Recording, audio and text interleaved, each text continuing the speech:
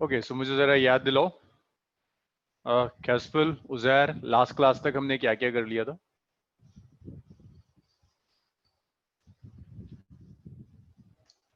मेरी आवाज आ रही है तुम लोगों को? अच्छा, तुम लोग म्यूटेड हो।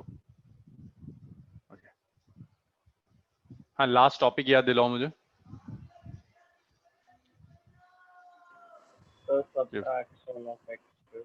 सब्ट्रैक्शन ऑफ वेक्टर मैंने कंप्लीट कर दिया था। कोई न्यूमेरिकल नहीं किया था ना उसमें? हाँ सर, न्यूमेरिकल नहीं हुआ था। ओके, सो एक बेसिक सा न्यूमेरिकल करते हैं। सब्ट्रैक्शन ऑफ वेक्टर्स पर न्यूमेरिकल्स रिलेटिव वेलोसिटी में आएगा। सब्ट्रैक्शन ऑफ वेक्टर्स बेसिकली हम रिलेटिव वेलोसिटी में यूज करते हैं। एक बेसिक सा न्यूमेरिकल देखो, 2 कार्स ए एंड बी। देखो, वेक्टर्स जो टॉपिक है ना, ये जेई में एंट्रेंस में नहीं आता। लाइक कि मैंने पहले भी कहा होगा, सिर्फ वेक्टर्स पर जेई पे कोई न्यूमेरिकल नहीं मिलता। बहुत ज्यादा टफ क्वेश्चंस वेक्टर्स में अगर बन भी पाएंगे थोड़ा बहुत, तो वो जाकर बनेंगे जब हम आगे मल्टीप्लिकेशन ऑफ वेक्टर्स करेंगे। अदरवाइज वेक्टर्स से ठीक ठाक क्वेश्चंस होते हैं। वेक्टर्स की एप्लीकेशंस जब आएंगे तब अच्छे न्यूमेरिकल्स बनेंगे। सो 2 cars A and B are moving as shown in figure.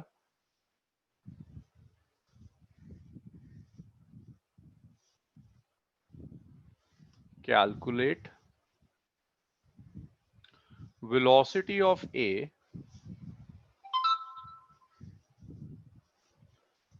with respect to B. Velocity of A with respect to B लिखने का मतलब है VAB, which is velocity of A minus velocity of B. That's VAB. So अगर मैं इसे plot draw करूं, this is VA,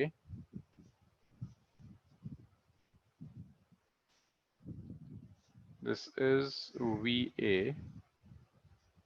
which is 5 meter per second. This is VB, which is 10 meter per second. Angle between VA and VB is let's say 60 degree. मुझे VA minus VB calculate करके बताइए answer क्या होगा। एमन, गौरव, हर्षित, शुरू हो जाओ। आज फर्स्ट क्लास वाले भी कुछ बच्चे हैं। अलीशा, आपकी फर्स्ट क्लास है आज?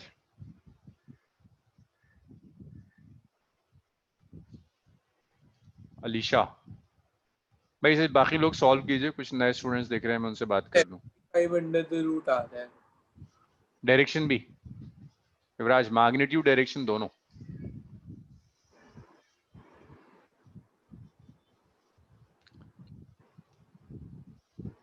चलो, ये 12th की बच्ची थी, इसका मतलब। मानस, कैलकुलेट करो जल्दी से। सैम, आपकी फर्स्ट क्लास है आज?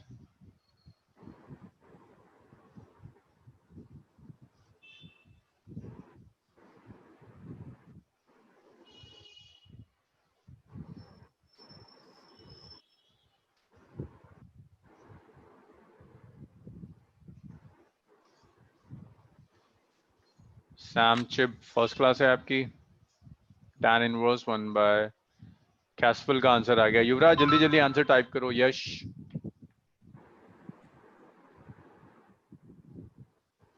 √75। डायरेक्शन भी जानवी, डायरेक्शन भी उतना इंपॉर्टेंट है।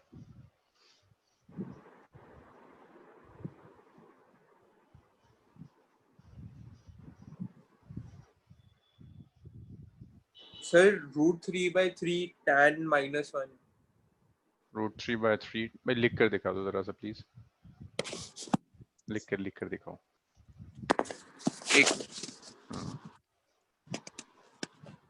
सो देखिए, you need VAB. VAB is velocity of A minus velocity of B now. So if this is VB, तो minus of velocity of B exactly opposite direction में आएगा। Okay, minus of velocity of B exactly opposite direction में होगा। ठीक है युवराज, check करते हैं अब। ये आ गया minus of VB। इनको ऐड करने के लिए आपने यहाँ पैरेललोग्राम कंप्लीट किया, और ये जो डायगोनल है ना पैरेललोग्राम का, ये डायगोनल आपको देगा VAB। ये डायगोनल आपको VAB देगा। This is VAB। This angle with the horizontal is beta. तब आपका काम है, आपको किसी तरह से सारी चीजें कैलकुलेट करनी है। VAB का मैग्नीट्यूड भी चाहिए और बीटा डायरेक्शन भी चाहिए। तो देखो VAB के मैग्नीट्यूड के लिए, magnitude of VAB is root over its VA square VB square minus of 2VA VB cos theta। Values रख दीजिए। सो जब आप वैल्यूज रखोगे, VAB is its root over VA square, VA is 5, it's 5 square, VB square which is 10 square minus 2 into VA, 5 into 10 into cos 60। cos 60 half हो जाएगा। So this VAB is its root over 125 minus 10 और 5 50 हो गया, half, ये 25 हो गया। नहीं, 10 और 10 तो 100 हो जाएगा। It's 100 into half, कैंसिल हो गया, 50 आ गया, VAB आ गया रूट ओवर 75 मीटर पर सेकंड। अगर VAB आ गया और ये हॉरिजॉन्टल के साथ कुछ एंगल बीटा बना रहा है,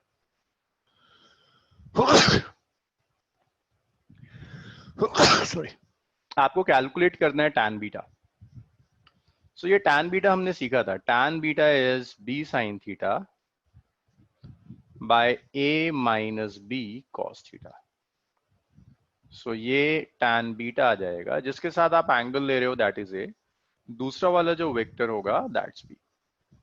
तो ये आ जाएगा VB sin theta is angle between them which is 60। A और B की चॉइस आपको आनी चाहिए, जिसके साथ आप एंगल ले रहे हो बीटा दैट्स A, दूसरा वाला B होगा। अगर आप इसे बीटा कहते तो ये A होता, ये B हो जाता। By VA minus VB cos 60। So tan beta हो गया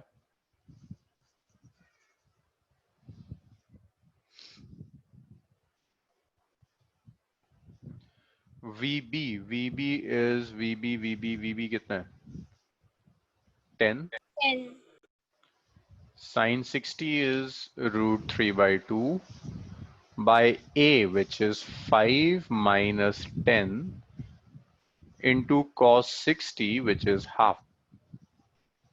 Yeah, right. B is 10 sin 60, which is root 3 by 2, A minus B, 5 minus, तुम सब गलती कर रहे थे क्या, 10 cos 60, which is half।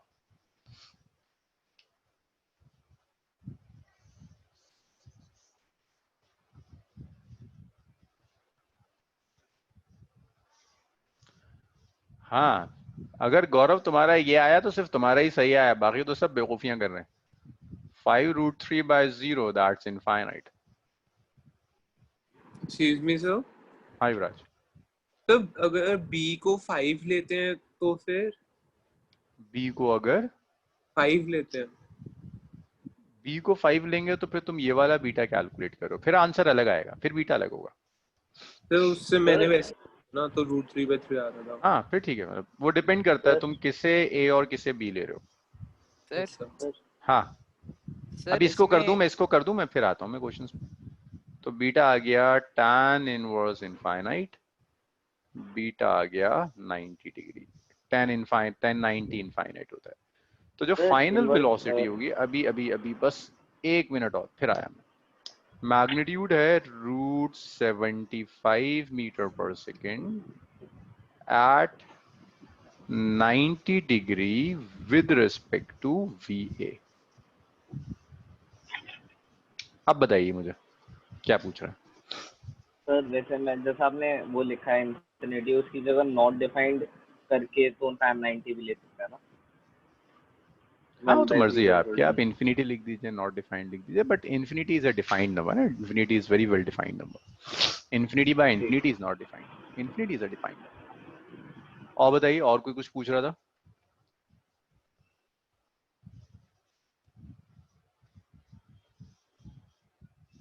और कोई डाउट किसी का? अगर आप यहां से लोगे ना तो ये 1/√3 आ जाएगा, 30 डिग्री आ जाएगा। अगर यहां से किसी ने लिया होगा, जैसे युवराज कह रहा था मैंने लिया, इट्स 1/√3, √3/3 ना, इट्स 1/√3, 1/√3 इज 30 डिग्री, यहाँ से 30 आ जाएगा। तो वो 5 sin 60 डिग्री आ गया ना, तो वो 2.5 हो गया, और साइन 60 2.5 √3/2 होता है। तो 0.25 √3 हो गया।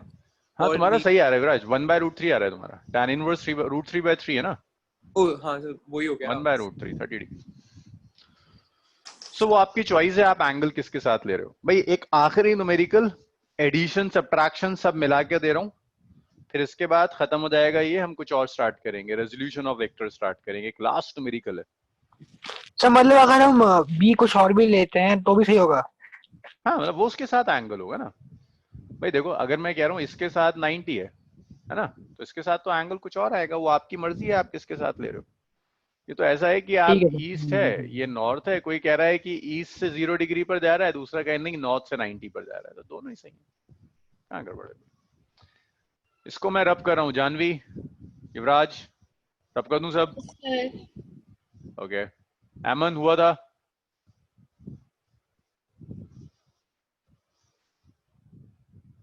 एमन का हो गया था, चलो जी इसे रब करते हैं। नेक्स्ट जो क्वेश्चन है उसमें आपको टू फोर्सेस, ये इसमें मुझे अंदाजा लगेगा आपकी न्यूमेरिकल सॉल्विंग स्किल्स कैसी हैं। Two forces of unequal magnitude simultaneously act on a particle, simultaneously act on a particle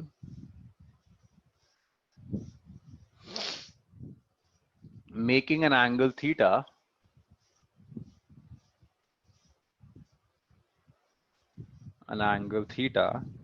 where theta is 120 degree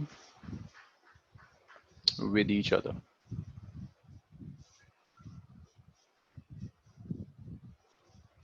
If one of them is reversed,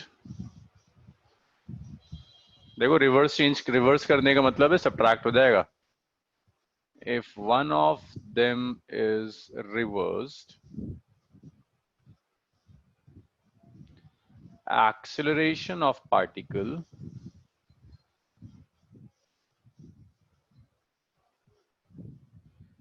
becomes √3 times. Calculate ratio of magnitude of force के magnitude का मुझे ratio चाहिए। देखो acceleration √3 times होने का मतलब है force √3 times हो गई, कि पहले अगर रिजल्टेंट एफ था तो अब रिजल्टेंट √3f हो गया, क्योंकि force is mass into acceleration. एमन हुआ 60।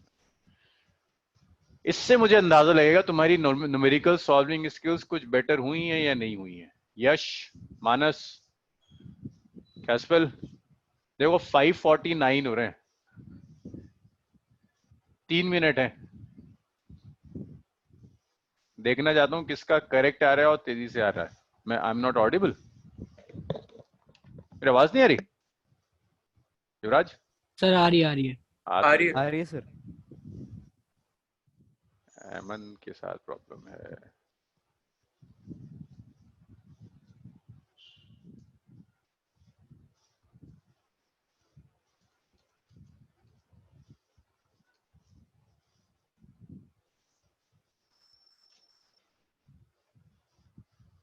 (49) 4 मिनट। जानवी शुरू हो जाओ।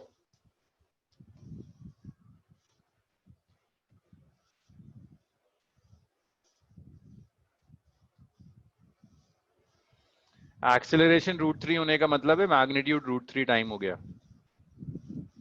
भाई ये सैम चिप जो भी है भाई बात तो करो, मुझे क्या पता चलेगा आप किस बैच से हैं। Yes, sir. हाँ Sir, आया, सैम सैम सैम आया। Okay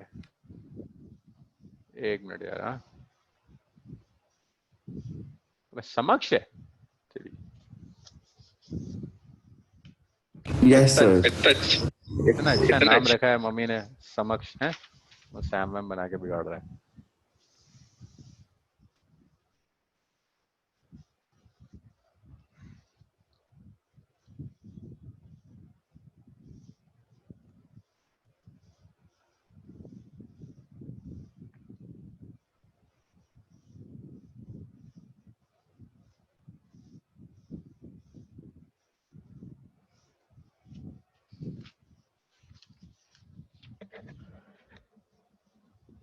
minus f1 by f2 is 1:1।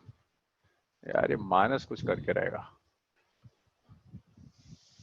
Okay एक, अब मुझे नहीं पता ये ठीक है या गलत है, बट मानस की स्पीड जबरदस्त है। अभी लगा खामोश रहता है, लेकिन जब न्यूमेरिकल दो तो बहुत ढंग से करता है।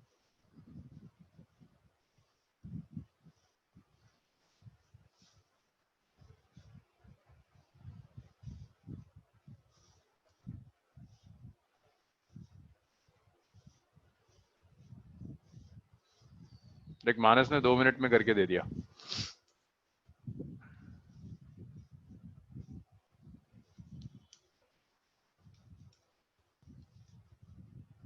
समक्ष तुम्हारे साथ मेरी आज से एक्स्ट्रा क्लासेस है ना 7 बजे से। Yes, sir. हाँ तो उसमें मैं तुम्हारा रिवाइज कराऊंगा। सर √3 -1 और लिख अपॉन के लिख के √3 युवराज प्लस। लिख के युवराज लिख के लिख के लिख के लिख के लिख के दिखाओ। सर यार लिख एक हाँ लिखो लिखो लिखो। तो लिखना मुश्किल। √3 + 1 √3 - 1 कैस्पल। ओके मानस का आया, कैस्पल का आया, युवराज का आया, यश अच्छा लिखिएगा नहीं सेम है। यश सॉल्व करो तेजी से। तो स्पीड को क्या हो गया, स्पीड तो अच्छी थी। गौरव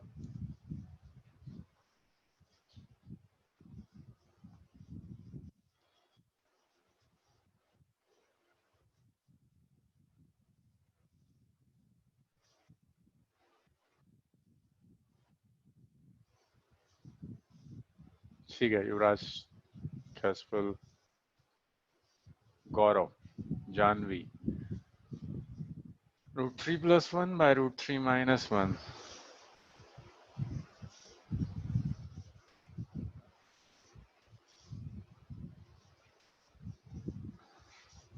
हर्षित 1:3। अब तक सिर्फ और चलो जी टाइम अप। अब मैं सॉल्व कर रहा हूं। मानस ठीक था, इट्स 1:1। मानस का ठीक आया था बिल्कुल। तो दो फोर्सेस हैं, गौरव का भी वही आ गया, of unequal magnitude act on a particle, लेकिन गौरव टाइम गुजरने के बाद आया 120 degree with each other. So forces में जब तुम ऐड करते हो ना फोर्सेस को, तो फोर्सेस का होता है vector F1 plus vector F2। गौरव का भी सही आ रहा है, बस टाइम निकलने के बाद आया इसका। F1 square plus F2 square plus 2F1 F2 cos 120। जब रिवर्स कर दोगे ना तो फिर ऐड नहीं होगा, सब्ट्रैक्ट हो जाएगा। ऑन रिवर्सिंग वन फोर्स सिखाया है तुम्हें कि अगर एक को रिवर्स कर दो तो फिर वेक्टर्स ऐड नहीं होते, सब्ट्रैक्ट होते हैं। एफ प्राइम मान लेते हैं। सिर्फ चेंज कितना आएगा, F1 square plus F2 square minus 2F1 F2 cos 120। That's equation number 2 now. Excuse me sir. Yes Yuvraj. Sir cos 120 से एम ही नहीं हो जाएगा, वो 2 कट हो जाएगा और -F1 F2 और प्लस F1 F2। अच्छा अभी देखता हूं मैं इसको। √3 टाइम्स जा रहा है, मींस वो आपसे कह रहा है कि F प्राइम जो है दैट्स √3F। एक्सेलरेशन √3 टाइम्स हो रहा है, दैट मींस फोर्स √3 टाइम्स हो रही है। √3 टाइम्स हो गया, दैट्स 3। यहां तक बताओ, इतना आया समझ में? फिर जो तुम लोग कह रहे हो उसे दिखाते हैं। सर एक डाउट था सर। हाँ उजैर बोलो। सर अगर हम फोर्स को उल्टा कर देंगे सर, हाँ तो सर वो एंगल भी अलग नहीं बनाएगा? अरे नहीं बनाएगा यार, हमने जो डिराइव करा है वो ओरिजिनल एंगल की टर्म्स में तो डिराइव करा है सब कुछ। वेक्टर सब्ट्रैक्शन में देखो, लास्ट न्यूमेरिकल में 60 लिया था, 120 लिया था। जल्दी पलट के देखो। सर लास्ट न्यूमेरिकल में 60 लिया था सर। हाँ, हमने जो आंसर डिराइव करा था ना ये आर, वो तो 180 माइनस थीटा सॉल्व करने के बाद हमने डिराइव ही उसे थीटा की टर्म्स में करा था, ताकि वो टेंशन ही ना आए सब्ट्रैक्ट करने वाला। फाइनल आंसर तो थीटा की टर्म्स में आया ना, जो ओरिजिनल एंगल है। सर जो ये लास्ट में ये जो आपने लिखा है ना, if one of them is reverse acceleration of particle becomes √3 times, sir हाँ तो ये f इक्वल्स √3 f प्राइम नहीं होगा? नहीं, जब डायरेक्शन कुछ थे तो फोर्स एफ थी, जब आपने रिवर्स कर दिया तो एफ प्राइम हो गया, रिवर्स करने के बाद √3 टाइम्स हो गया। और सर हाँ जैर, सर ये √3f नहीं हो जाएगा? यही तो करा है मैंने। अच्छा ओ ओ यस यस। 1 और 2 को 3 में रख दो, 1 and 2 in 3। तो जब आप 1 और 2 को 3 में रखोगे ना,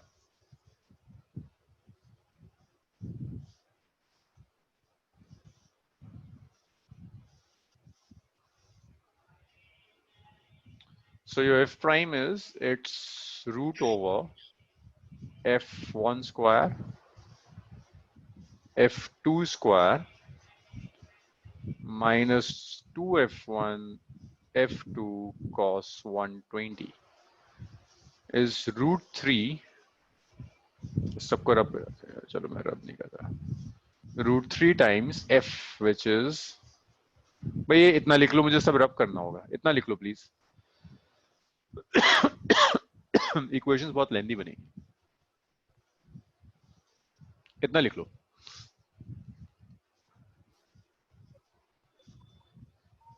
और मुझे बताओ जैसे हो जाए इतना। सर हाँ, सर ये √3 के इक्वल कैसे है सर? क्वेश्चन में दिया है, क्वेश्चन पढ़ो, 4th last line. Sir √3 f के इक्वल होगा ना सर? √3 के इक्वल होगा, √3 टाइम्स हो रहा है। हाँ तो √3 किसका √3 टाइम्स? सर तो f का। पहले, हाँ तो इसीलिए तो लिखा है मैंने। तो अभी सर अभी पूरा कहाँ हुआ है यार, अभी पूरा कहाँ हुआ है यार। अच्छा इसके आगे भी आएगा सर? हाँ हाँ, अच्छा अच्छा सॉरी सर सॉरी। अच्छी बात है, जोश में रहता है। हाँ कैस्पल, वो रिवर्स करने के बाद एंगल 120 कैसे बचे? अरे यार y हम, माइनस 120 अरे नहीं यार ऐसे क्यों हुआ? देखो this is A and this is B, है ना। ए और बी में एंगल कितना है कैस्पल? थीटा। मैं इन्हें रिवर्स कर दूं, ये माइनस बी हो गया, एंगल होगा 180 माइनस थीटा। हाँ जी 180 माइनस नहीं थीटा भी सॉल्व कर पूरा जो हम लेकर आए थे, देखो जरा वेक्टर सब्ट्रैक्शन में क्या आया था answer, A square plus B square minus 2ab cos theta. तो जब हमने फाइनल आंसर लाए थे वो थीटा की टर्म्स में लाए थे ना, पहले लिखा था प्लस cos 180 माइनस थीटा, यही तो थी पूरी डेरिवेशन की, हम ओरिजिनल एंगल की टर्म्स में लिया जब आप वेक्टर सब्ट्रैक्शन ले रहे हो। कैस्पल मिला? हमने वेक्टर सब्ट्रैक्शन यूज कर लिया ना। अरे जो तुम लिखना चाह रहे हो, तो फिर जो तुम लिखना चाह रहे हो उसके बाद यहाँ प्लस आएगा, यहाँ आएगा cos 180 माइनस 120, और cos 180 माइनस थीटा क्या होता है? Minus cos theta. तो तुम डिराइव कर लोगे पूरा, जो मैंने वेक्टर सब्ट्रैक्शन में डिराइव करके दिखाया था।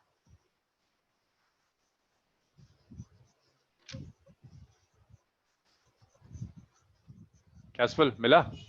हुआ क्लियर है? हाँ जी फिर अब कर दूं मैं सब? Yuvraj, Janhvi, Hemant, yes sir. Yes, sir. हो गया। सो इसे अगर मैं सब्स्टिट्यूट कर देता हूं, जब आप ये सब्स्टिट्यूशंस करेंगे तो it's √3 f is, it's root over, it's f1 square f2 square plus 2f1 f2 cos 120। दोनों साइड रूट ले लेते हैं, स्क्वायर, दोनों साइड स्क्वायर कर देते हैं, so that's f1 square plus f2 square minus 2f1 f2 cos 120, it's minus half, cos 120 minus half होता है, मैंने पहले भी लिखवाया। यहाँ जब स्क्वायर करोगे √3 का स्क्वायर 3 हो जाएगा, it's 3 it's f1 square plus f2 square plus 2f1 f2 cos 120 is minus half. हाँ, कोई कुछ पूछ रहा था? सर हम इसमें जब √3 लिखेंगे तो इसमें -2f1 f2 वाला नहीं लिखेंगे, क्योंकि उसके बाद वाली जो रिजल्टेंट फोर्स है वो 1/3 है उसके।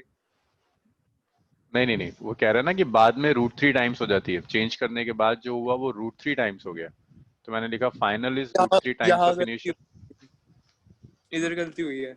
अच्छा चलो, ये कैंसिल हुआ यहाँ, ये कैंसिल हुआ यहाँ, सो ये आ गया f1 square plus f2 square minus और minus plus f1 f2 is 3f1 square 3f2 square minus 3f1 f2। सब कुछ राइट में ले जाओ, तो देखो f1 square 3f1 square subtract होकर आ जाएगा 2f1 square, f2 square 3f2 square subtract होकर आ जाएगा 2f2 स्क्वायर, इसको भी इधर ले जाकर ऐड कर दो, -4f1 f2 will be equal to 0। So ये आ गया f1 square f2 square -2f1 f2 is 0।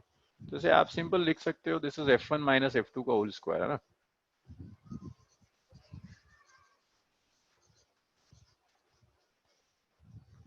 It's f1 minus f2 का whole square. So f1 is equal to f2। जब रेशियो लोगे f1 बाय f2 का, so that ratio will be 1:1। Doubts बताइए मुझे, यहाँ कोई डाउट किसी को? क्लियर हुआ सबका? कैस्पल? तो जो आपने बस वो लास्ट में जो लैंग्वेज लिखी थी ना कि √3 टाइम्स होगा, सर वो समझा देना एक बार। आपने एक बार क्या लिखा देखो, था वो लिखा। वो आपसे कह रहा है कि जो फाइन रिवर्स करने के बाद जो एक्सेलरेशन होगा वो √3 टाइम्स हो जाएगा। रिवर्स करने के बाद एक्सेलरेशन √3 टाइम्स हो जाएगा। एक्सेलरेशन क्या होता है? Mass force is mass into acceleration. अगर एक्सेलरेशन √3 टाइम्स हो रहा है तो फोर्स भी √3 टाइम्स हो जाएगी। मींस वो आपसे इनडायरेक्टली कह रहा है 3 टाइम्स होगी। तुम लोग क्वेश्चन लिखते हो ना, ऐसे ना कर लेना कि कॉपी में बस सॉल्यूशन पढ़े रह जाएं, प्रॉब्लम में आ जाओगे एग्जाम से पहले। जो मैं इतना टाइम देता हूं वो इसीलिए दे रहा हूं कि आप क्वेश्चंस लिखें। चलो भाई, ये खत्म हो गया, नेक्स्ट टॉपिक पर आते हैं। इतना लिख लो तो बताओ मुझे, रब करते हैं sir. Done, sir. Yes, sir, done. Done, sir. Done sir. So that was subtraction of vector. Subtraction of vector के बाद जो next topic है, that's resolution of vectors.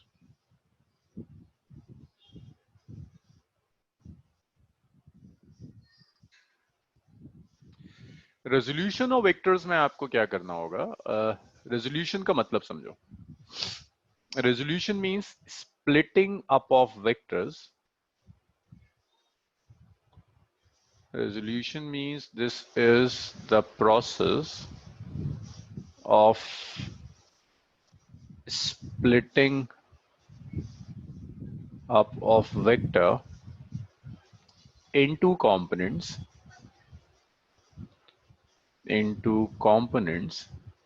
acting in different directions. Acting in different directions.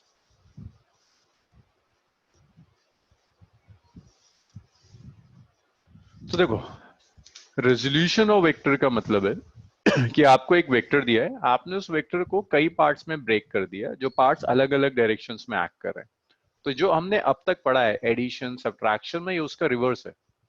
हमने अब तक पढ़ा था कि दो वेक्टर्स को कंबाइन कर एक सिंगल वेक्टर बनाते हैं। एडिशन में भी वही काम करा था, सब्ट्रैक्शन में भी वही काम करा था। अब हम उसका रिवर्स कर रहे हैं।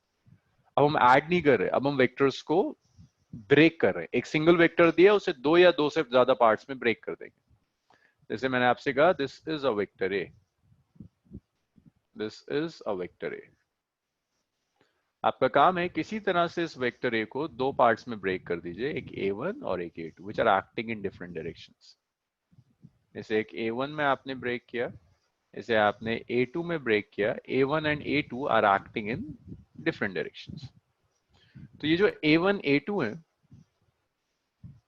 इन a1 a2 को आप कहोगे these are components of vector A. इनको वेक्टर ए का आप कंपोनेंट्स कहेंगे। जब आप a1 और a2 को दोबारा ऐड अप करोगे, like vector a1 plus vector a2 करोगे, then you will get back the vector A. तो दोबारा से आपको वेक्टर ए मिल जाएगा।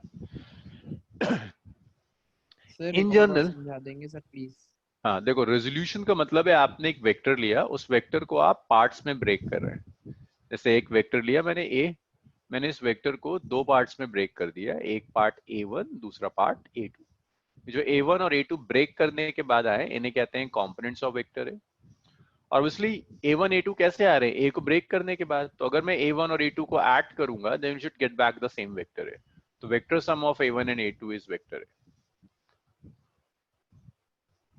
हाँ, क्लियर हुआ उज़ैर? Yes sir. नेक्स्ट है रेक्टेंगुलर कंपोनेंट्स। सर ऐसे इनफाइनाइट पेयर्स हो सकते हैं ना? हाँ, ऐसे कितने भी हो सकते हैं, कोई लिमिट नहीं है। नेक्स्ट टॉपिक है रेक्टेंगुलर कंपोनेंट्स। तो देखो, रेक्टेंगुलर कंपोनेंट्स का मतलब है ये वो कंपोनेंट्स हैं जो एक दूसरे के परपेंडिकुलर होंगे। Rectangular components means components which are perpendicular to each other, which are perpendicular to each other। अगर दो कंपोनेंट्स हैं जो कंपोनेंट्स एक दूसरे के परपेंडिकुलर है, those perpendicular components are known as rectangular component। अगर मैं कह रहा हूं a1 and a2 rectangular है, that means vector a1 is perpendicular to vector a2। rectangular का मतलब ये होगा। इतना लिखिए, फिर देखते हैं रेक्टेंगुलर कंपोनेंट्स हम कैलकुलेट कैसे करेंगे।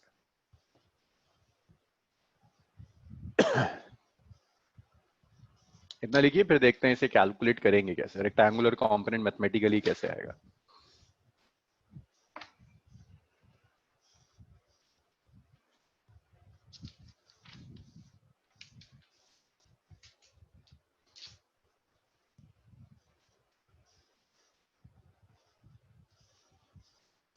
इतना हो जाए बताइए मुझे, फिर आगे बढ़ेंगे।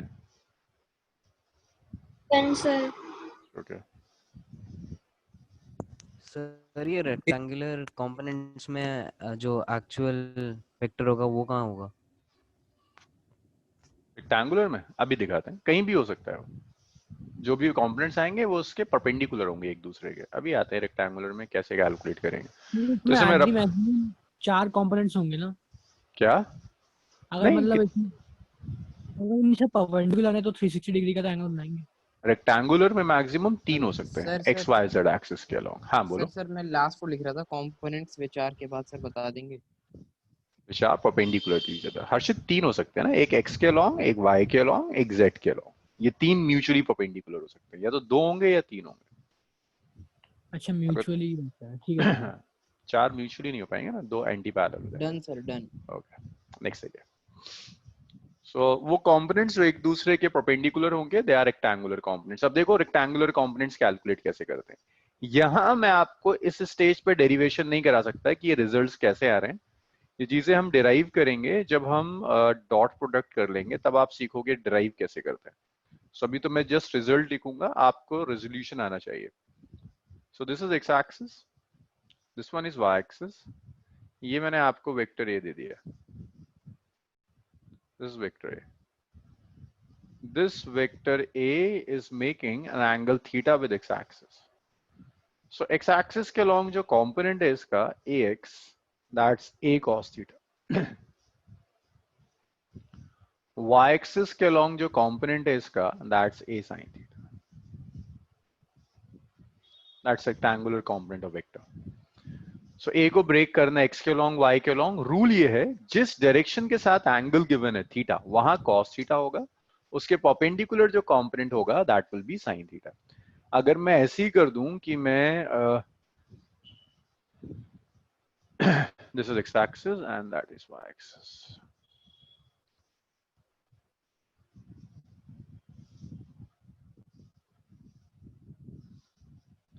अगर ये मैं आपको वेक्टर ए दे दूं और मैं आपसे कहूं ये वेक्टर है, y एक्सिस के साथ कुछ एंगल बना रहा है, तो y के लॉन्ग इस वेक्टर a का जो कंपोनेंट होगा that's a cos theta, x axis के लॉन्ग वेक्टर ए का जो कंपोनेंट होगा that will be A sine theta, जिसके साथ भी एंगल दिया है वहां कॉस थीटा और दूसरे परपेंडिकुलर डायरेक्शन में साइन थीटा। एक चीज का और ख्याल रखिएगा, अगर मैं ऐसा दे दूं डायरेक्शन इसका थोड़ा सा अलग करूंगा, ये एक्स एक्सिस है वाई एक्सिस है, मैंने वेक्टर यहां दे दिया, so this is vector A, it's angle दे दिया मैंने वाई के साथ। तो ये भी आपको डिसाइड करना होगा कि अब कंपोनेंट्स पॉजिटिव एक्स के अलॉन्ग जाएंगे या नेगेटिव एक्स के अलॉन्ग। तो देखो अब ये वेक्टर का इफेक्ट नेगेटिव एक्स के अलॉन्ग है, तो बहुत ऑब्वियस दिख रहा होता है कि इसका इफेक्ट नेगेटिव एक्स के अलॉन्ग जाएगा और पॉजिटिव वाई के अलॉन्ग जाएगा। पॉजिटिव वाई के साथ डायरेक्शन गिवन है तो ए कॉस थीटा, एक्स परपेंडिकुलर है सो this is A sine theta. अब इसी में एक और एग्जांपल देखिए, अगर वो आपसे कहता है कि वेक्टर किसी एक के पैरेलल है, this is X axis, this is Y axis, और उसने आपको ये दे दिया कि आपको जो वेक्टर दिया हुआ है that vector is parallel to X axis, ऐसा कुछ दिया हुआ है, this is vector it's parallel to X axis. Janvi, X axis के साथ एंगल कितना है? जानवी, थीटा थीटा कितना है? थीटा की वैल्यू क्या है? Sir 0 degree. 0 degree. 0 degree. Vector is parallel to 0 degree. तो एक्स एक्सिस के अलॉन्ग एक कंपोनेंट आएगा ax, y एक्सिस के अलॉन्ग एक कंपोनेंट आएगा व्हिच इज ay। सो जो ax होगा that ax will be a cos 0 which is 0, no sorry cos 0 तो 1 होता है, तो a cos 0 is a, theta 0 दिया हुआ है, y के साथ क्या होगा a sin 0 व्हिच इज 0। सो आगे से अगर आपको दिया ना कि वेक्टर x के लॉन्ग एक्ट कर रहा है तो टोटल इफेक्ट x के लॉन्ग है, दिख रहा है ax कितना आ गया, a आ गया, रिजॉल्व करने की जरूरत नहीं है, y के लॉन्ग कोई इफेक्ट ही नहीं होगा, ay 0। सेम लॉजिक अगर मैं अप्लाई करूं, Yuvraj, this is x axis and that is y axis, this one is x axis and this one is y axis and this is your vector a So which one? On the y-axis. on the y axis, this is your vector a, huh? So y-axis cos हो गया a cos a of y is equal to a cos theta. तो cos 0 is 9. 1, huh? Cos 0 is 1 and ax is a sin 0, so that sin will be 0. 0. So ay will be a and ax will be 0 now. So उसमें भी resolve करने की जरूरत नहीं, so vector is acting along y axis, तो तुम्हें पता है ay a होगा, x के along तो कुछ भी नहीं होगा, 0। क्लियर हुआ ये? Yes sir. इसे लिख लीजिए। हाँ, सर ऐसी कंडीशन हो सकती है जहां पर को components are further broken down. Components are further broken down, मतलब वो आप ब्रेक तो आप किसी को भी कर सकते हो, लाइक ये ax है, दैट डिपेंड्स अपॉन डायरेक्शन, कि मैं आपसे फर्दर कहूँ, एक सेकंड मेरी स्क्रीन, हाँ, कि अगर मैं आपसे फर्दर कहूँ कि okay just resolve this ax along 2 directions, that's possible. Sir एक सेकंड ना, एक second, let's say this angle is theta 1, ठीक है, तो यहाँ चला जाएगा ax cos theta 1 and this will be ax sin theta 1, but this the second direction should be perpendicular to the first one, rectangular components तभी आएंगे, तो यहाँ चला जाएगा ay sin theta 1। so that is possible, even कुछ numericals होंगे laws of motion में जहां हम इस चीज को यूज करेंगे, मल्टीपल इंक्लाइंड प्लेन पर आपको रिजोल्यूशन करने पड़ेंगे। ठीक है मानस, थैंक यू सर। सर हाँ सर अगर डायरेक्शन होगी तो वो माइनस साइन तो नहीं होगा ना सर, कन्वेंशन? कौन सा, कहाँ पर, कहाँ डायरेक्शन? सर थर्ड में है सर, माइनस की तरफ। अभी तो मैग्नीट्यूड लिख रहे हैं, जब आप डायरेक्शन लिखोगे तो माइनस आई कैप यूज कर लो, यूनिट वेक्टर होता है ना नेगेटिव एक्स एक्सिस के अलॉन्ग माइनस आई कैप, तो वो माइनस आई कैप यूज कर लेंगे।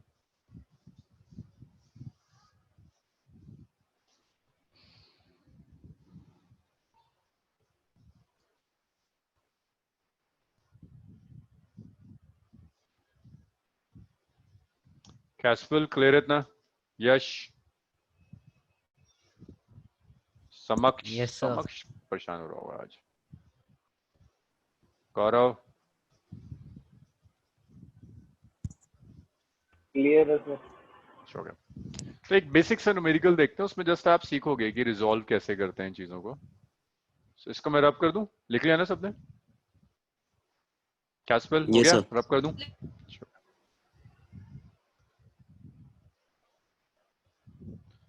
इस क्वेश्चन को याद रखिएगा, इसे एक नेक्स्ट न्यूमेरिकल में भी मैं यूज कर लूंगा। तो इसमें कई पार्ट्स होंगे, आपको कई फोर्सेस दी हुई हैं। You have a force F1, a force F2 and a force F3 in this direction. So this is your force F1. F1 is 5 Newton. This angle is 37 degree.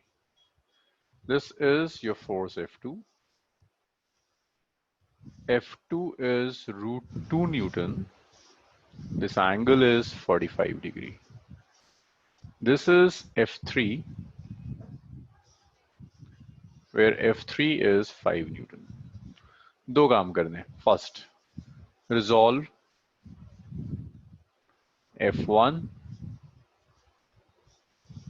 F2 and F3.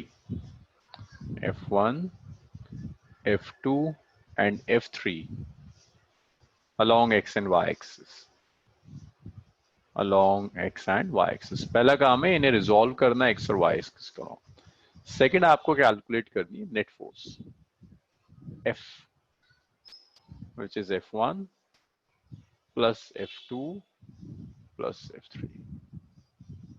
चलो इतना लिखो, फिर आगे बढ़ो। मुझे resolve करके दिखाओ, second part मैं करूंगा, लेकिन फर्स्ट पार्ट आपको करना है। रिजॉल्व करिए X Y Z एक्सिस के अलोंग सबको। cos 37 4/5 होता है ना? हाँ, cos 37 4/5, sin 37 3/5। करिए।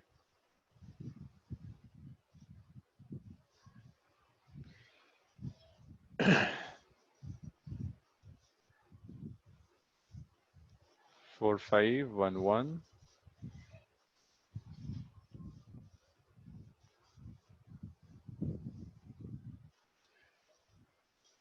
थर्ड वाला कैस्पल,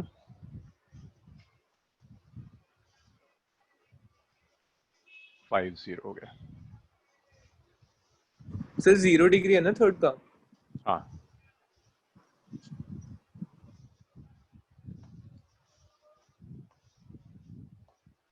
हो गया सर।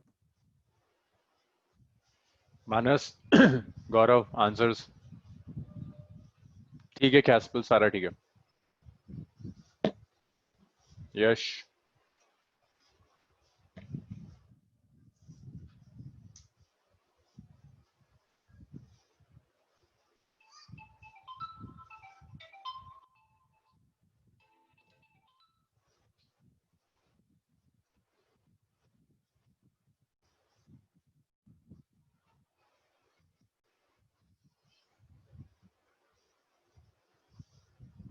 चलो रिजॉल्व सबने कर लिया, एक बार बस चेक कर लीजिए कैलकुलेशंस, सबका आ गया। हो गया। सो देखो, this is X axis, this is Y axis, ठीक है, ये सबका ठीक आ रहा है। सो F1 का x के अलोंग कॉम्पोनेंट होगा F1x,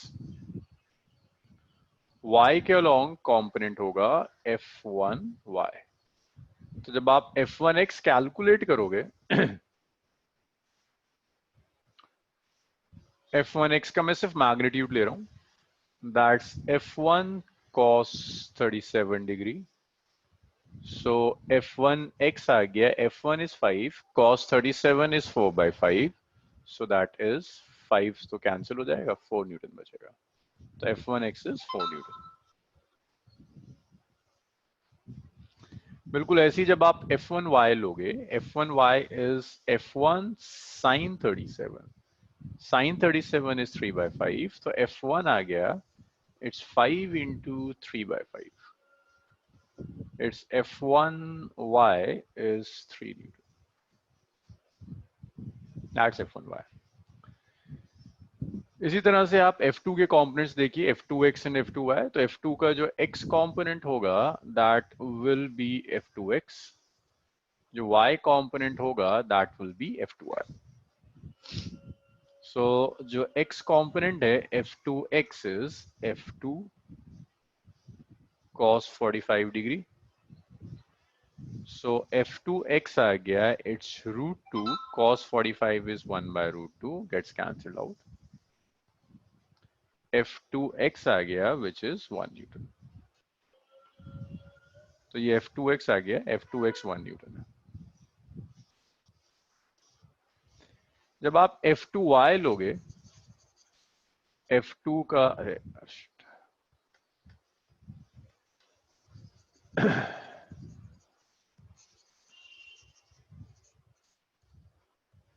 so F2y will be F2 sin 45. Sin 45 is 1 by √2. So F2y is √2.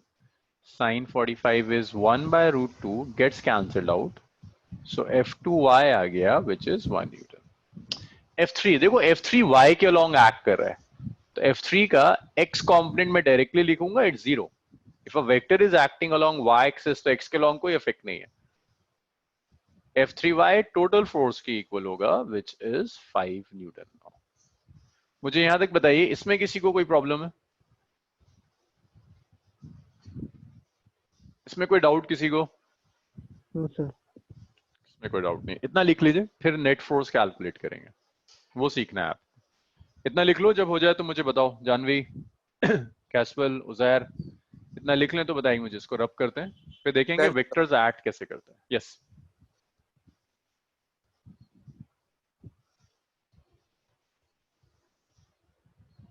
Sir done. Okay Done, sir. Okay.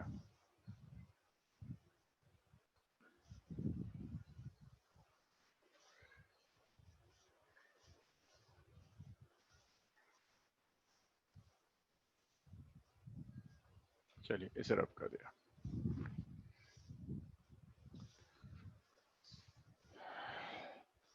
अरे यार इसका मुझे डायग्राम चाहिए था.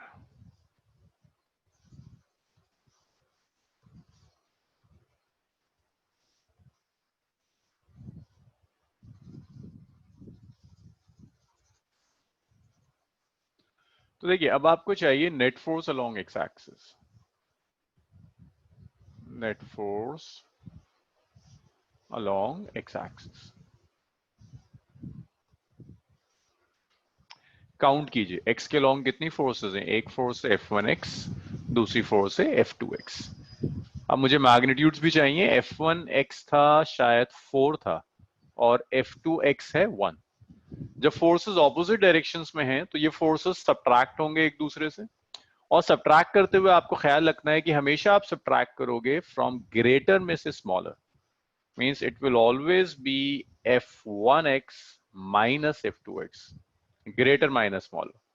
तो एक्स एक्सिस के लॉन्ग जो नेट फोर्स होगी, F1x हमने कैलकुलेट किया था 4 आया था आई गेस, F2x आया था 1, तो Fx आया विच इज 3 न्यूटन. ऐसे आप कैलकुलेट करोगे. आपको कहना है ऐड भी करना है. सेकंड पार्ट सॉल्व कर रहा हूं मैं, आपसे कह रहा है ऐड करना है F1, F2 और F3 को. इन्हें ऐड करने के लिए एक पॉलीगन लॉ हमने सीखा था. Polygon law is lengthy. आप इसे पॉलीगन बना सकते हो बट लेंथी हो जाएगा. आसान काम होता है रेजोल्यूशन से सॉल्व करो. तो रेजोल्यूशन में पहला स्टेप यही होता है, जितने भी वेक्टर्स दिए उन्हें x और y के अलोंग रिजॉल्व करो. In the second step net force x के अलोंग कैलकुलेट करो, फिर नेट फोर्स y एक्सिस के अलोंग. फिर नेट वेक्टर चाहिए net force along y axis. तो y एक्सिस के लॉन्ग देखिए कितनी फोर्सेस हैं. एक F1y, एक F2y और एक F3. F1y F2y दोनों ऊपर एक्ट कर रहे हैं, F3 नीचे एक्ट कर रहा है. किसका मैग्नीट्यूड ज्यादा है? देखो F1y कितना है 1, F2y कितना है 3, टोटल मिला के 4 हो गया. ये 1 है और ये हमने कैलकुलेट किया था 3. नीचे कितना एक्ट कर रहा है 5. सो जहां मैग्नीट्यूड ज्यादा है उसे पॉजिटिव लेकर चलो. इसमें से ये सब्ट्रैक्ट होगा, इसे आप पॉजिटिव लोगे. तो Fy होगा it's F3 minus F1y minus F2y. दोबारा देखो स्टेप को. y के अलोंग 3 फोर्सेस हैं, एक F1y, एक F2y, एक F3. जो ग्रेटर होता है हम उसे पॉजिटिव लेते हैं, तो ग्रेटर तो नीचे एक्ट कर रहा है, ऊपर तो मिलाकर भी 3 + 1 4 हो रहा है, नीचे 5 एक्ट कर रहा है, तो ये positive minus f1y minus f2y। तो इसे आप लिख सकते हैं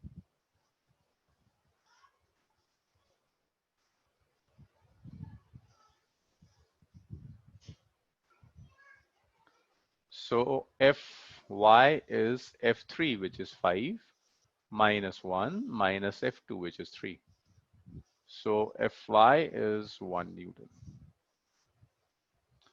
so जो Sir, नेट फोर्स होगी, एक minute, net force F will be the vector sum of Fx and Fy। हाँ अब बताओ। सर ये अगर हमें F1 F2 F3 अगर ऐड करने हैं तो हमें Fx और Fy अलग निकालना होगा, हाँ फिर उसके बाद ऐड करेंगे। और अगर सर माइनस में F1 minus F2 minus F3 तो माइनस कर देंगे निकाल के Fx माइनस Fy। दोबारा बोलो, क्या कहा तुमने? सर अगर F1 F2 F3 माइनस में हुए, माइनस में कैसे हो जाएंगे? तीन वेक्टर्स हैं जो अलग अलग डायरेक्शंस में एक्ट कर रहे हैं, माइनस में होने का क्या मतलब है? अरे मतलब माइनस में लिखा हो sir net for F1 minus F2 minus F3। अच्छा, अगर वो ये लिख दे आपको F1 minus F2 minus F3, हाँ तो फिर आप माइनस कर रिजॉल्व देंगे करके Fx डायरेक्शंस रिवर्स कर देंगे। Sir Fx minus Fy। हाँ आप ऐसे कर दोगे F1x माइनस ऑफ F2x, फिर माइनस F3 भी लिखा है तो minus F3x, Excuse me, sir. ऐसे आएगा। हाँ sir f is equal to f of x plus f of y, तो इसको वैसे करेंगे कि f of x का square plus f of y का square plus 2xy cos F1x F2x cos 180। Theta 180। Okay sir. हाँ तो उसके बाद ये रिजल्ट आता है जो शॉर्टकट सीखा था। हाँ उजैर, तुम्हारा बड़ा अच्छा क्वेश्चन है। अगर माइनस होगा ना उजैर यहाँ पर, तो बस इतना कर देंगे, प्लस की जगह जो F1x है, नेगेटिव का मतलब क्या होता है? साइन रिवर्स हो गया। तो यहाँ जो मैं F2x ले रहा हूँ वो माइनस ऑफ F2x हो जाएगा, माइनस ऑफ F3x हो जाएगा। हाँ सर और जो नेट फोर्स है जो हम निकाल रहे हैं आखिरी में वो ऐसी रहेगी, उसमें कोई फर्क नहीं पड़ेगा, Fx वो ऐसी प्लस रहेगी, Fy। Fx plus Fy। लेकिन अब Fx प्लस Fy एक लाइन में थोड़ी ना आता है, जो वेक्टर सम तुम्हें वेक्टोरिकली से ऐड करना है। तो ये तुमने Fx लिया, Fx कहाँ पर? एक्स एक्सिस के अलॉन्ग। Fy बताओगे मुझे युवराज कहाँ जा रहा है, positive Y negative Y? Sir कौन सर कहाँ पे? Fy कहाँ जा रहा है, पॉजिटिव वाई नेगेटिव वाई, कहाँ जा रहा है? पॉजिटिव। कहाँ पॉजिटिव? यार देखो ये सर ज्यादा था ना। हमने पॉजिटिव लिया था ना नीचे वाले को। हाँ लेकिन डाउनवर्ड्स है ना, हाँ एक्चुअल सर। डायरेक्शन ये होगा। तो जब तुम सर पैरेललोग्राम लो, हाँ सर बोलो। 1 न्यूटन है ना सर ये तो? सर हाँ माइनस जे। 1 न्यूटन तो पूरा सॉल्व करने के बाद आया ना। एफ ये तो 5 था, ये 1 था, ये 3 था, ऊपर कितना हो गया 4, नीचे 5, नेट तो नीचे आ रहा है ना। समझ नहीं ये आया Fy सर। 1 है, Fy तो 1 है, किसे 1 कह रहे हो तुम? सर Fy 1 है तो 1 तो ऊपर जाएगा ना सर। अबे ऊपर ये F1y है, ये F1y है, ये F2y है, ये F3 है। नेट हम ले रहे हैं y के लॉन्ग। कितने हैं उधर, गिनो जरा y के लॉन्ग कितने दिख रहे हैं? 3 सर। 3।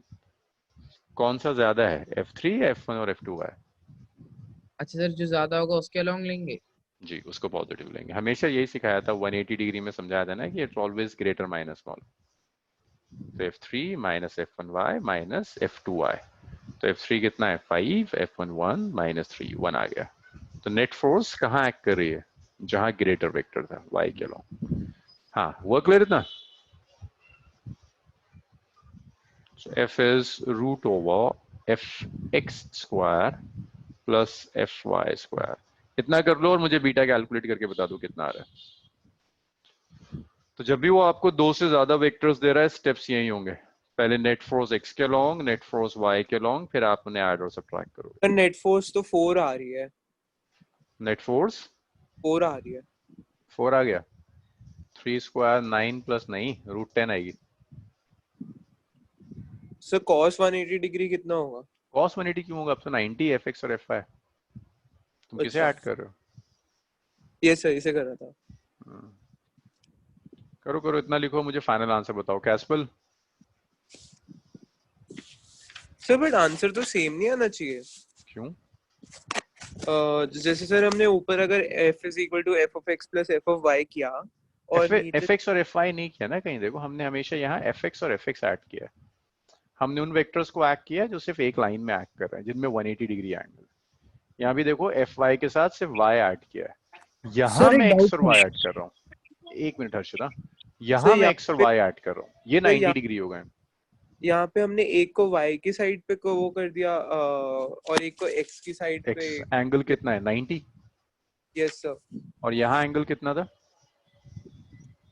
180। सर हाँ तो उस एंगल की वजह से फर्क पड़ेगा। हाँ सर हर्षिता cos बताओ। 90 0 होता है ना सर? हाँ cos 90 0 होता है, सर √10 आ जाएगा फिर। √10 आ जाएगा। हर्षित क्या पूछ रहे थे बताओ। फिर मैं क्या था, अगर हम इनके कंपोनेंट्स को ऐड करने की बजाय अगर हम f1 plus f2 plus f3 करते हैं तब भी आंसर सेम आना चाहिए ना? हाँ लेकिन वो जितना टाइम इसमें लगा ना उसका डबल ट्रिपल टाइम ले जाएगा।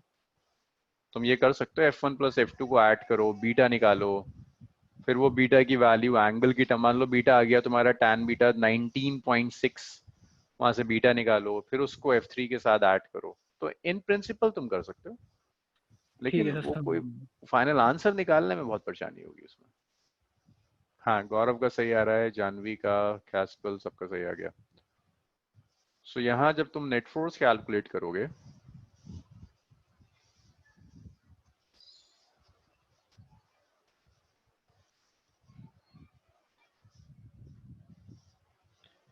net force F is root over fx square plus fy square. So your F is root over fx, which is 3 square, plus fy, which is 1 square. So F हो गया root over 10 Newton. That's net force, root over 10 Newton. अब आपको direction चाहिए, तो direction के लिए सीखा था हमने, बीटा कैलकुलेट करते हैं। सर हम इन दोनों को ऐड कर रहे हैं ना? हाँ वेक्टर्स टोटल फोर्स कैलकुलेट कर रहे हैं। तो tan बीटा मैंने सिखाया था b बाय a होता है जब वेक्टर्स परपेंडिकुलर होते हैं, जिसके सर साथ वैसे आप अगर एंगल ले रहे हो। तब भी हाँ मैग्नीट्यूड सेम आता, बस डायरेक्शन अलग आता ना? हाँ यहाँ पर fx fy, तो tan बीटा होगा b बाय a, तो tan बीटा हो गया b, जिसके साथ एंगल लिया वो a, दूसरा वाला b, so that's fy divided by fx। fy आपका आया है, fy आया था 1 और fx आया था 3, सो इट्स 1/3। ज्यादातर लोगों का सही आ रहा था। सो बीटा आप लिख सकते हो tan इनवर्स 1/3। तो अगर आपके पास दो से ज्यादा वेक्टर्स हैं तो दो से ज्यादा वेक्टर्स को ऐड करने के लिए आप ये कॉन्सेप्ट यूज करेंगे, tan इनवर्स 1/3 एंड √10, राइट।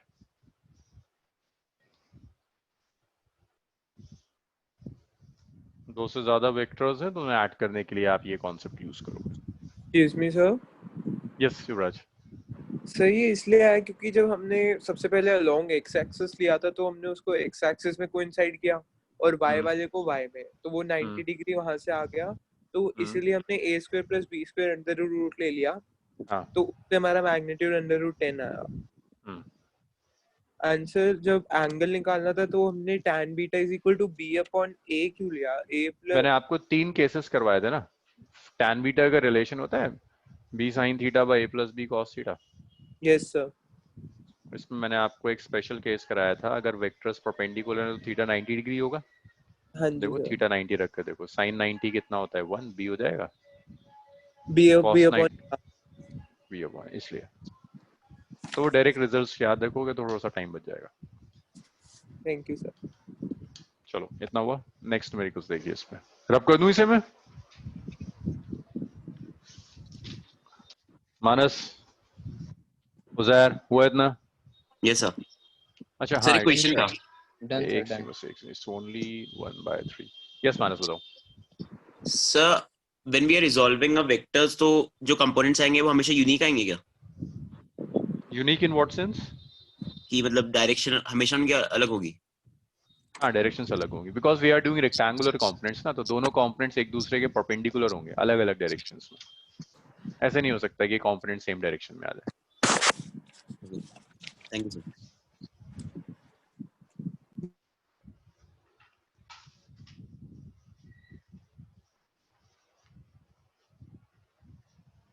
अब पार्टिकल लास्ट टाइम जो बीटा निकाल था वो with respect to the X axis था ना? एक्स एक्सिस था, यस। पार्टिकल इज मूविंग, इसमें मैं कोई हेल्प नहीं करूंगा, ये आप मुझे कैलकुलेट करके बताओगे। With velocity v 100 meter per second, if one of the rectangular component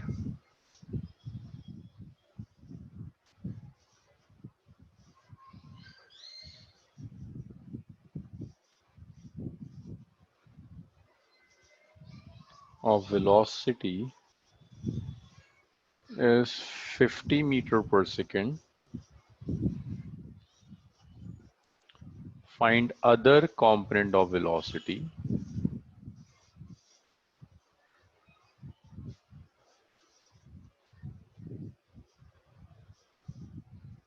and its angle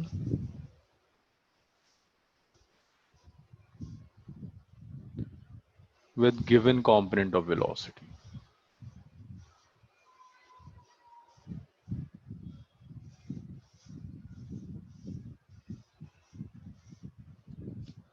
चलिए करिए।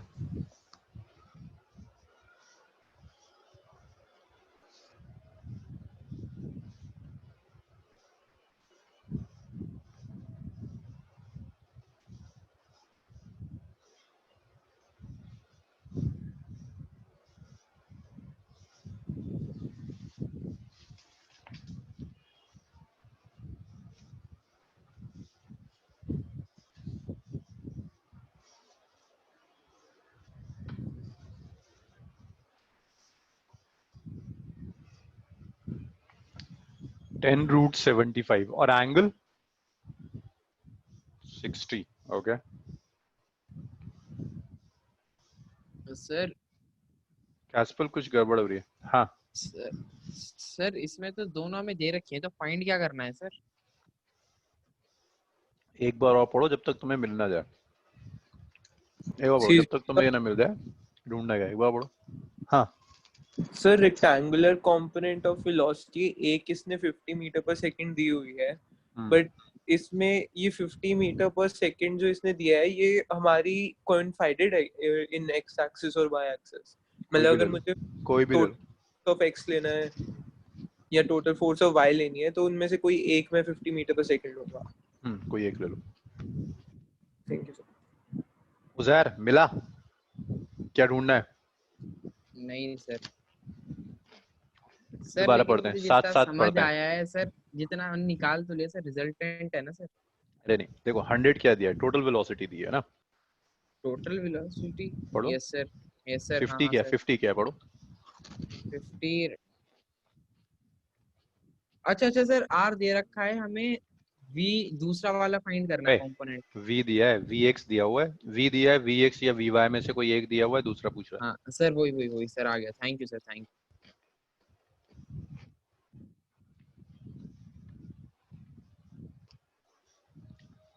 अर्षित का थीटा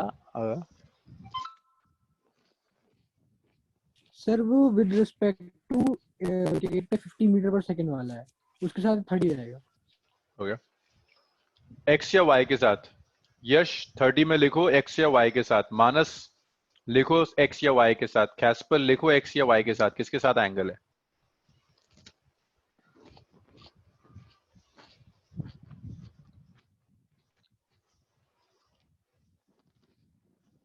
सर वैसे अगर अभी हम एक्स या वाई लिखेंगे सर, मतलब उसकी जगह तो सर अप्रोप्रिएट तो 50 मीटर पर सेकंड वाला माना जाएगा ना, क्योंकि हम चाहे तो भी एफ कितने वी और 50 ऊपर भी ले सकते हैं, नीचे भी ले सकते हैं। हाँ वहीं से सेट हो जाएगा सारा। कहीं तो दिखाओगे ना डायग्राम में कि तुमने v 50 कहाँ लिया था। हाँ वही हो रहा है सर, मतलब अभी आपको 50 मीटर मतलब वो बताएंगे ना। दिख नहीं रहा मुझे। हाँ मुझे बताना पड़ेगा 50 तुमने y लिया है, x लिया है, कहाँ लिया है। हाँ सर वही मैं सोच रहा था। हाँ चलो जी, अब मैं सॉल्व करूं, मेरा नंबर आ गया।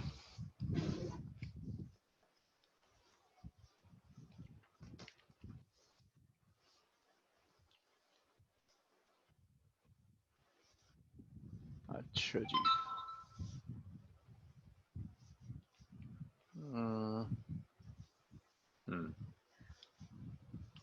सो देखिए जरा,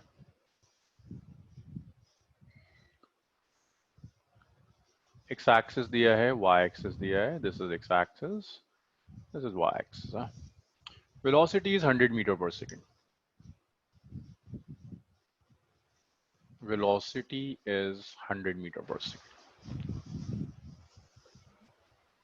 सर अगर इसको माइनस करना होता तो वो रिलेटिव वेलोसिटी लिखता ना। हाँ तो कॉम्पोनेंट दिया है, रिलेटिव वेलोसिटी तब होगा जब दो अलग अलग वेलोसिटीज होंगी, या तो एक ही वेलोसिटी के कॉम्पोनेंट्स दिए। तो मैं मान लेता हूँ कि ये x कॉम्पोनेंट है vx which is 50 metre per second. अगर इसे मैं y भी मान लूँ तो कोई फर्क नहीं पड़ता फिजिक्स में। तो vx लिखते हैं v cos थीटा। तो vx आ गया 50, v is 100 into cos theta.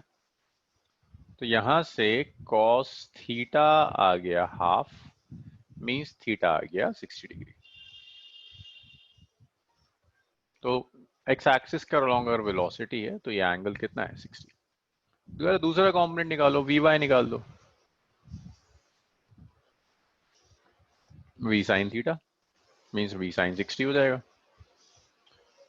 100 sin 60 कितना हो जाएगा, √3/2। तो vy आ गया 50 √3 मीटर पर सेकेंड। 50 √3 गौरव का आ गया। अब वो आप इसके साथ भी लेंगे, x के y के साथ ऑब्वियसली ये एंगल 30 डिग्री हो जाएगा। इतना लिखो, फिर एक काम और करते हैं। जानवी हुआ था इतना? Yes sir. देखो ये बेसिक्स हैं, अगर ये बिगड़ गया ना तुम्हारा तो तुम्हारी फिजिक्स गई। अगर वेक्टर्स बिगड़ा, अभी इसके बाद कैलकुलस स्टार्ट होगा, कैलकुलस बिगड़ गया तो फिर सोच लो फिजिक्स नहीं होने वाली। जितना ये स्ट्रांग होगा, क्योंकि ये आपसे क्वेश्चन नहीं पूछेगा, आपके पास न्यूमेरिकल तो कुछ और होगा, उसमें एज अ स्टेप ये यूज हो रहा होगा, इंटरमीडिएट स्टेप में। जैसे वेक्टर्स नहीं आता, कैलकुलस नहीं आता, उसका हाल ऐसा होता है 11th में, जैसे कोई 10th में पहुंच गया हो, फिजिक्स उसके सब समझ में आती हो, लेकिन जब वो न्यूमेरिकल करने बैठे तो उसे मल्टीप्लिकेशन डिवीजन नहीं आता। अगर किसी को 10th में पहुंचा दो बिना मल्टीप्लिकेशन डिवीजन के, क्या करेगा वो बेचारा? उसे समझ में आएगा करंट क्या था, वोल्टेज क्या था, रेजिस्टेंस क्या था, लेकिन कैलकुलेट कुछ नहीं होगा। तो अगर आपका वेक्टर्स बिगड़ा हुआ है, आपको सब दिखेगा, वेलोसिटी है, गाड़ी मूव कर रही है, उड़ रहा है, सब कुछ, लेकिन वो सर न्यूमेरिकल में क्या हो रहा है वो नहीं समझ में आगे देगा। हाँ जी बोलिए। सर ये समझ नहीं आया सर, ये v cos थीटा सर वही वाला फॉर्मूला लग रहा है सर इसमें, तो पुराना वाला। हाँ यार पुराना सर वाले इसमें लगा, नया क्यों लगाऊंगा कुछ? सर वो वाला नहीं लगेगा क्या सर इसमें? कौन सा वाला? सर वो a स्क्वायर b स्क्वायर वाला। अरे यार ए स्क्वायर प्लस बी स्क्वायर में एक ही होती थी वेलोसिटी, या दो वेलोसिटीज का सम होता था? हाँ जी। सर ये भी तो दो वेलोसिटी का वो है अरे ना सर। नहीं यार, देखो खुद खुद ढूंढो जरा। A particle is moving with velocity 100 हो गई, ठीक है। Yes sir yes sir. If one of the rectangular component is 50 means इस वेलोसिटी का एक कंपोनेंट 50 है, इसी का यस दूसरा निकालना। अब तुम अगर करना ही चाहते हो इससे तो देखो ऐसे भी आ जाएगा। v क्या होता है, vx प्लस vy, ऐसे ही होता है ना, एक x के लॉन्ग एक y के लॉन्ग हो जाए। Yes sir. अब x और y के लॉन्ग तो v आ जाएगा √/vx square plus vy square आएगा। सर कैसे? परपेंडिकुलर है यार, a स्क्वायर प्लस अच्छा हाँ b cos square. 90 yes sir yes sir yes sir yes sir. जी ना, v कितना दिया है 100, यस सर 100 दिया vx है। कितना दिया है 50, vy आ जाएगा। फिर तुम tan थीटा निकाल लो, vy/vx कर सेम आंसर आ जाएगा।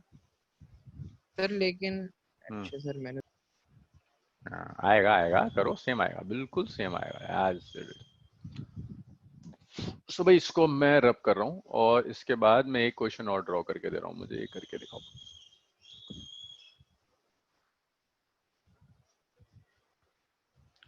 सो एक इंक्लाइंड प्लेन है, this angle of inclination is 37 degree. ये यहाँ आपने एक बॉडी रख दी, a body of mass 10 kg। तो ये सब जानते हैं कि बॉडी का जो वेट होगा वो mg होता है, 10g वेट है। इस डायरेक्शन को मैं कहता हूं along the inclined plane, this direction is. Sir आपने वहाँ 10 kg लिखा है, नीचे 10 ग्राम लिखा है। अलोंग द इंक्लाइंड, अच्छा 10 ग्राम नहीं लिखा मैंने, वेट होता है mg। ठीक है, G is acceleration due to gravity. मतलब ग्रेविटेशन, सर भाई मैं कंफ्यूज हो गया। ना ग्राम जब मैं लिखूंगा तो जी एम लिखूंगा। ये डायरेक्शन है ये वाला, परपेंडिकुलर टू इंक्लाइन। सो आपका काम है resolve weight of body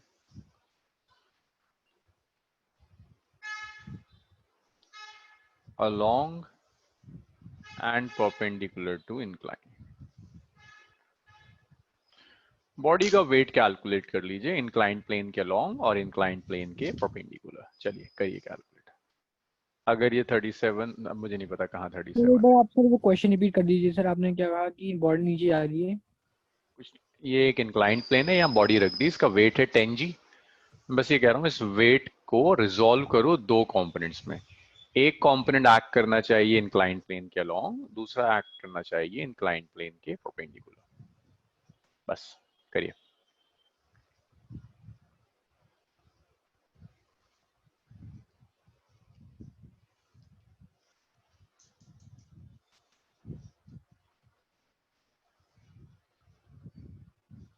along 58.8। अच्छा जी को 10 ले लेना। अच्छा जी 9.8 होता है यार, 10 ले लो है, कैसफिल आसान हो जाएगा। 10 ले लो, 10 ले लो। ठीक है 58.8 एंड 78.4, ठीक है वो 9.8 की वजह से आ रहा होगा।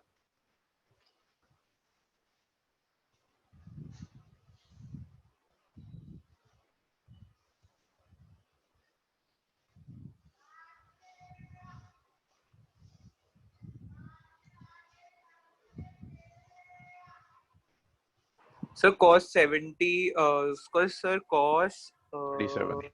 53 कितना होता है? 53 जरूरत क्यों पड़ रही है तुम्हें? अरे मतलब 90 माइनस 37 43 37 की टर्म्स में ले आओ। नहीं नहीं 53 तो तुमने सही कहा था, 37 की टर्म्स में ले आओ, उसे आ जाएगा, जरूरत वो नहीं तो पड़ेगी। नॉर्मल के साइड पे 37 आ रहा है, लेकिन अगर x हाँ एक्सिस बस के बस साइड में बस बस डालना है तो ना लो ना लो, 53 आ जाएगा तुम्हारे पास, बता दूंगा मैं वैल्यू। cos 53 वही होता है जो sin 37 होता है। सो cos 53 आ जाएगा 3/5। उस मत लो मत लो, y के साथ लो, कुछ दिनों में तुम्हें पता चलेगा इसका क्या सिग्निफिकेंस है। y के साथ परपेंडिकुलर के साथ लो। सर हाँ सर ये समझ नहीं आया सर, टॉपिक ही सर। टॉपिक ही नहीं समझ में आया? हाँ यार चलो आज रिकॉर्डिंग भेजते हैं, एक बार सुनना उसे जरा सा, डिनर विनर करने के बाद आराम से बैठना सुनना, फिर कल डिस्कस सर करेंगे मेरा फ्राइडे। तो 50 न्यूटन आ रहा है सर, माइनस 50 न्यूटन अगर मैं g को 10 लेता हूँ। -50 आ रहा है, अच्छा 1/2 होता है ना, क्योंकि 37 नहीं, वो सॉरी वो तो 3/5 होता है। देखिए सुनिए, ये 37 ये 90, तो ये कितना आ जाएगा, तीनों का सम 180 डिग्री होता है, तो ये आ जाएगा 53 डिग्री। ये 53 डिग्री, तो ये वाला भी जो एंगल होगा टोटल 90 होता है। ये 53, तो ये कितना बच गया, 37 बच गया। ये बताओ यहां तक आया सब?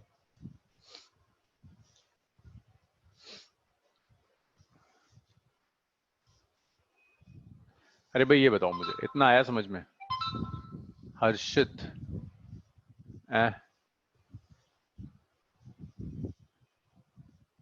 तो देखो along the incline perpendicular to the incline plane, अब ऐसे याद रखो, इसे तो भूल जाओ। इस डायरेक्शन के साथ वेट का एंगल गिवन है 37, तो इसको अगर मैं एक बार और तुम्हें ड्रॉ करके दे दूं ना अलग से, सब भूल जाते हैं जो जो गिवन था।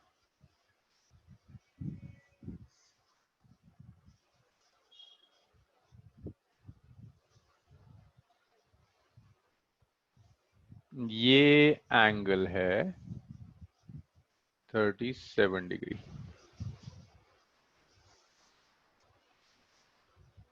This is 10g। इस डायरेक्शन के साथ एंगल है 37 और इस डायरेक्शन के अलोंग कंपोनेंट चाहिए।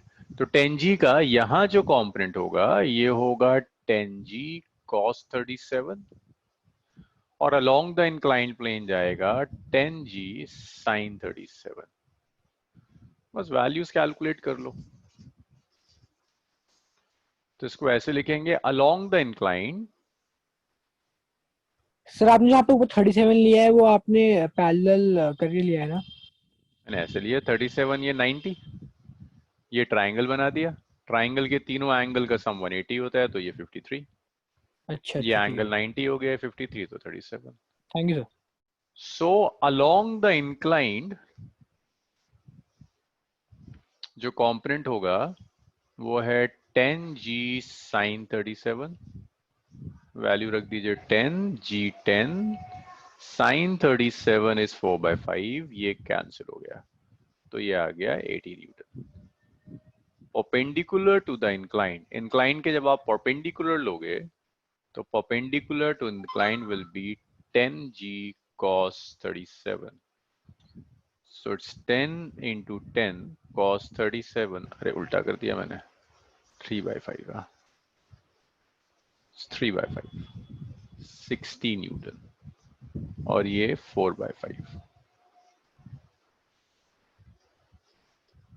80 न्यूटन। तो इंक्लाइंड प्लेन के अलोंग कितना है 60, इंक्लाइंड प्लेन के परपेंडिकुलर कितना है 80। तो ये आया 60 न्यूटन और ये आया 80 न्यूटन। हाँ जी, ये बताइए मुझे, सबका आ गया था।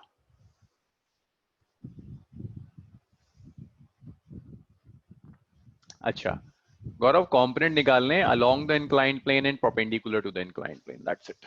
रिजॉल्व करना है तुम्हें वेट को इंक्लाइंड प्लेन के अलोंग और इंक्लाइंड प्लेन के परपेंडिकुलर, सिर्फ इतना काम करना।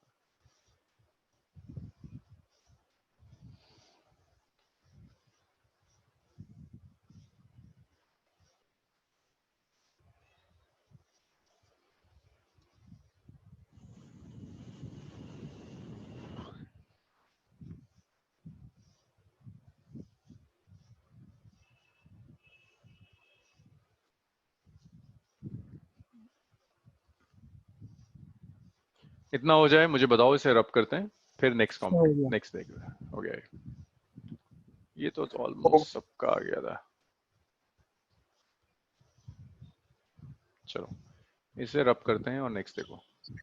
गौरव क्लियर हुआ तुम्हारा ये कि किस किस डायरेक्शन के साथ कौन सा कंपोनेंट चाहिए अलोंग द इंक्लाइंड प्लेन और परपेंडिकुलर द इंक्लाइन? गौरव हाँ थोड़ा थोड़ा आ गया। थोड़ा थोड़ा आ गया, क्या मैं एक और परेशानी आ रही है? बार रिकॉर्डिंग सर वो ना नेटवर्क वहां तक था जब आपने क्वेश्चन डायग्राम बनाया, फिर जैसा आपने समझाया ना अलोंग और परपेंडिकुलर वैसे चला गया, अच्छा तो जल्दी उसके बाद मैं जल्दी, ब्लैंक हूँ। अच्छा जल्दी जल्दी सुन लें। ये 37 डिग्री एंगल है, ये वेट एक्ट कर रहा है। मैं कह रहा हूँ वेट के कंपोनेंट्स लो, एक इस डायरेक्शन में which is along the incline, एक इस डायरेक्शन में which is perpendicular to the incline. तो अगर वेट डाउनवर्ड्स एक्ट कर रहा है तो आपको अलोंग द इंक्लाइन या परपेंडिकुलर टू इंक्लाइन किसी के साथ एंगल चाहिए इसको रिजॉल्व करने के लिए। तो देखो अगर ये 37 ये 90, it's a right angle triangle, ये एंगल 53 होगा ताकि सम 180 हो जाए। ये टोटल 90, इफ दिस इज 53 तो ये 37 बचेगा।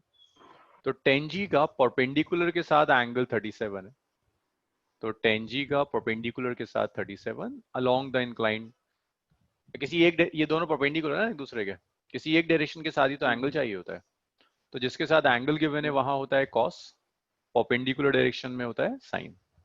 तो it's 10g sin 37 along the inclined plane। तो g is 10 और sin 37 is 3/5, it's 60। Perpendicular to the inclined 10g cos 37 which is 80। ठीक है और चलो,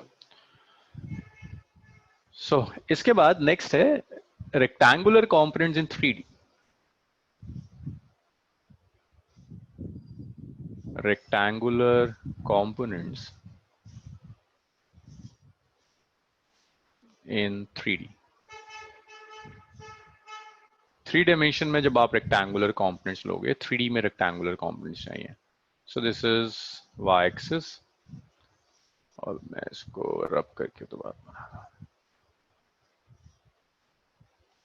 y axis, x axis, z axis बाहर आएगा perpendicular to the plane of board. इसको मैंने ऐसे ड्रॉ कर दिया है z एक्सिस को,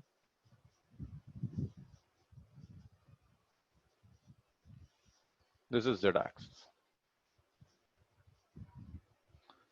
ये एक्स एक्सिस है, ये वाई एक्सिस है और ये जेड एक्सिस है। ये आपका वेक्टर ए है, this is your vector A. This vector A is inclined, x axis के साथ कुछ एंगल दिया है अल्फा, वाई एक्सिस के साथ कुछ एंगल दिया है बीटा और जेड एक्सिस के साथ कुछ एंगल दिया है गामा। हर एक्सिस के साथ एंगल दिया हुआ है, एक्स के साथ, वाई के साथ, जेड के साथ। एक्स के अलोंग जो कंपोनेंट होगा उसे ए एक्स कहेंगे, वाई के अलोंग जो कंपोनेंट होगा उसे ए वाई कहेंगे, जेड के अलोंग जो कंपोनेंट होगा दैट इज ए जेड। तो आप ऐसे लिख सकते हो कि यहाँ जो ए एक्स होगा, भाई जिस हमने सीखा था ना, जहां भी एंगल गिवन है वहां कंपोनेंट में कॉस आएगा, तो सबके साथ एंगल दिया है, तो ए एक्स आ जाएगा ए कॉस अल्फा, ए वाई आ जाएगा ए कॉस बीटा, जेड के साथ एंगल गिवन है तो ए जेड आ जाएगा ए कॉस गामा। जिस डायरेक्शन के साथ भी एंगल दे रहा है वहां कंपोनेंट में कॉस आता है, तो एक्स के साथ एंगल गिवन है ए कॉस अल्फा, वाई के साथ दिया है ए कॉस बीटा, जेड के साथ दिया है ए कॉस गामा। अब ऐसा क्यों होता है जिसके साथ एंगल गिवन है वहां कॉस आता है, ये डॉट प्रोडक्ट में आप पढ़ लोगे। और ये जो cos alpha, cos beta, cos gamma आता है, इन्हें कहते हैं तीनों को direction cosines. They are known as direction cosines. अब ये फिजिक्स में ना रेक्टेंगुलर कंपोनेंट 3D कभी यूज नहीं होता, ये ज्योमेट्री का पोर्शन है, जब स्ट्रेट लाइन पढ़ते हैं तब ये यूज होगा। लेकिन जब हम 2D कर रहे हैं तो 3D में भी आपको पता होना चाहिए। फिजिक्स में हम इसे कभी यूज नहीं करेंगे, ये सिर्फ ज्योमेट्री में यूज होगा थोड़ा बहुत। सर चलिए, हाँ ये जो कंपोनेंट्स लिए ना हमने वो सब किसी उस जहाँ जिस पॉइंट पर वेक्टर एक्ट कर रहा है उसका कोऑर्डिनेट्स बन जाएगा सर। कोऑर्डिनेट्स बन जाएगा, right. It's just like coordinates, जो you, ज्योमेट्री में कोऑर्डिनेट्स होते हैं, बिल्कुल उसी तरह से। सर इससे पहले हमने जो भी क्वेश्चंस किए सर, उसमें जेड एक्सिस के अलोंग जो हमारा एंगल था वो 90 था ना? जेड 2 डायमेंशन हमने किया था, तो जेड के साथ जो एंगल था वो 90 था, तो जेड के अलोंग कोई कंपोनेंट नहीं था।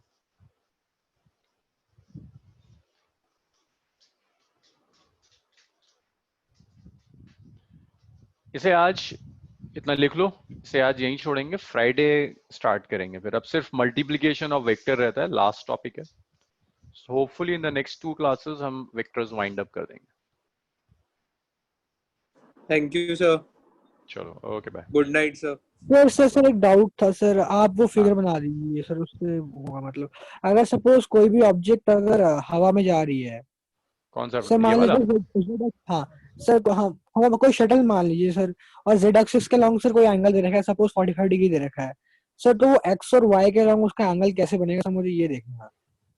जेड के साथ कितना दिया है? 45 सर जेड के साथ दे रखा है सर, मतलब एक्स और वाई के टर्म्स में सर दिखा दीजिए कि कैसा बनेगा। तुम्हें उसको देना पड़ेगा, मतलब अगर मैं तुम्हें यहाँ सिर्फ अल्फा बीटा दे दूं, मैं तुमसे कहूँ कि हाँ जेड सर, के, अगर मैं तुम्हें अल्फा मतलब बीटा दे दूं और मैं तुमसे कहूँ जेड के साथ एंगल निकालो, तो अल्फा बीटा यूज कर तुम एंगल नहीं निकाल सकते। ये कुछ ऐसी प्रॉब्लम है कि मैं तुम्हें ये दे रहा हूँ, ठीक है।